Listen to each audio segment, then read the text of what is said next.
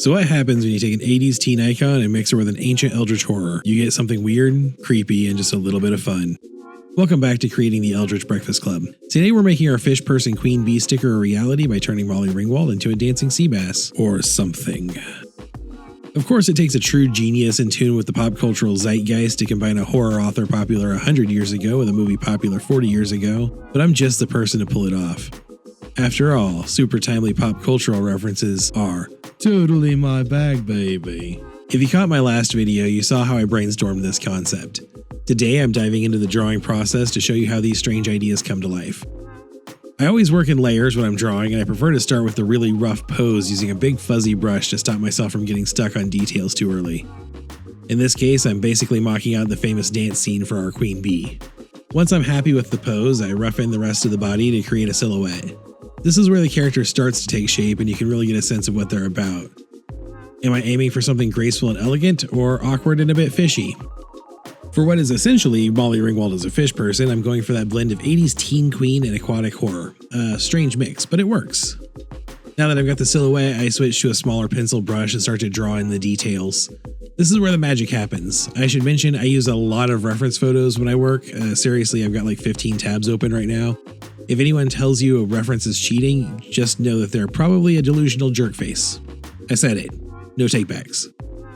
Alright, the sketch is looking solid, so it's time to move on to the inking. This is my favorite part of the process. There is something incredibly satisfying about taking rough, messy lines and transforming them to clean, crisp shapes. For this, I'm using Adobe Fresco's vector brushes because honestly, roster line work just doesn't feel right to me.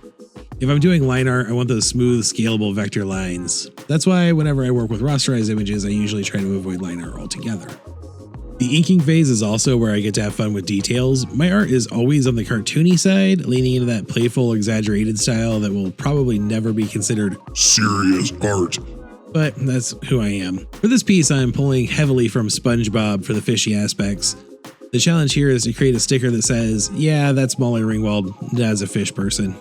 After giving away 200 of these stickers, well, 198, I've also learned something. This design might be a bit too high concept, but it hit the mark once people understood the reference. They got it, they liked it, but moving forward I'll try to keep in mind that stickers should be cool for everyone, even if they're a blasphemous heathen who's never seen the John Hughes movies. I didn't do any work to show that she had fins or scales, but she does have those bulbous eyes and these wonderfully protruding fish lips.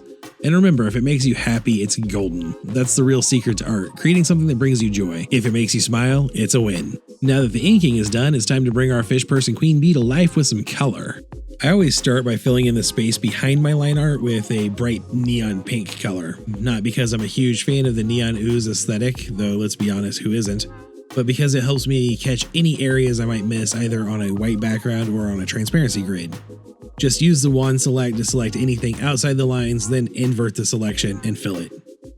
I'll then set the line art as a reference layer and start blocking in the flat colors, making sure everything pops the way it should. But here's a little trick I've learned. Sometimes when working with vector line art and using reference layers in Adobe Fresco, you can end up with this annoying halo effect around your lines.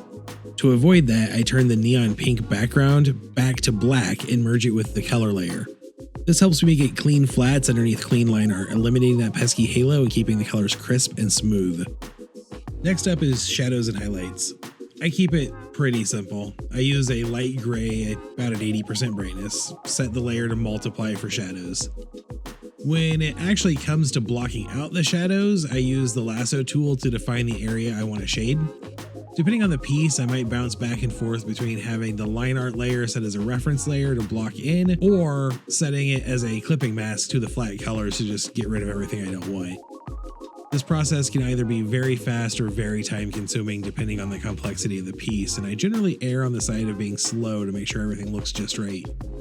For most of my art, a simple single level shadow serves me best, adding just enough depth without overcomplicating things. As for highlights, I don't usually add them unless I really think they'll have a huge impact. When I do, I either use a neutral gray in screen mode or a warm color as an overlaid layer, depending on the light source. Overall, the goal is to keep it fun and light, just like the rest of the design. With the shading complete, I decided to add a frame and background to give the image a Victorian and tarot inspired vibe with a little bit of an 80s touch. I'm using the symmetry tool in Adobe Fresco to create a clean and consistent frame that complements the overall design. The frame has that classic ornate feel with an oval shape and decorative elements, perfect for capturing the theme. Once the frame is drawn, I will just color it in to match this picture. I plan to use the same frame art for every sticker, but I'm going to update the colors to be consistent with the sticker it's on. That will not only help to ground the image, but also add some kind of structure to the overall design of the entire project.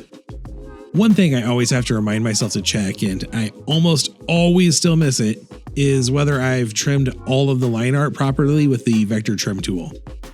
There's almost always an extra line sticking out somewhere that doesn't belong, and it never fails to show up in the final piece, but hey, that's just how the art process goes, right?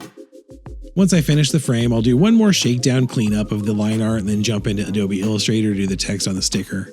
I prefer doing anything with fonts on my computer instead of the iPad, and when I'm in Illustrator, I can export at different sizes for different print and cut options. And there you have it, our Fishperson Queen Bee, all finished and ready to rule the halls of Innsmouth High.